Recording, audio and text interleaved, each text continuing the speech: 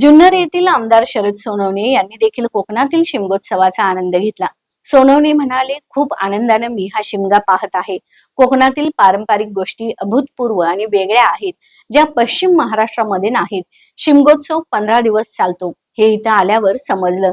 जगाच्या कानाकोपऱ्यातून कोकणी माणूस हा शिमगोत्सवाला येतो, हे या शिमगोत्सवाचं खरं वैशिष्ट्य आहे. महाराष्ट्राच्या अर्थसंकल्प जे अधिवेशन आहे त्याच्यामध्ये आशिष शेलार साहेब आणि आदरणीय उद्योगमंत्री उदयजी सामंत साहेब गप्पा मारत बसले होते.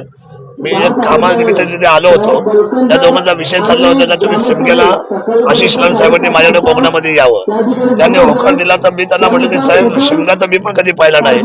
ते म्हटले तू आवर्जून ये, आपण तुला आमच्याकडे शिमगा कसा आहे तुला पाहता येईल. आणि खूप आनंदाने मी हा शिमगा पाहतोय. पालखी नाचवण्याची पद्धत विशेष म्हणजे इथल्या ज्या काही पारंपरिक गोष्टी आहेत या फार अभूतपूर्व आणि वेगळ्या आहेत. ह्या आम्ही आमच्या आयुष्यामध्ये कधी आमच्या पश्चिम महाराष्ट्रामध्ये पाहिल्या नाही. आणि हा शिमगा 15 दिवस चालतो हे मला इथं आनंद कळलंय. एक संपूर्ण मुंबईकर चाकरमानी आणि विषय म्हणजे ह्या महाराष्ट्राच्या आणि देशाच्या कानाकोपऱ्यातला प्रत्येक कोकणी माणूस हा शिमग्याच्या निमित्ताने कोकणामध्ये येतो. हे कोकणाचं आणि या शिमग्याचं वैशिष्ट्य आहे.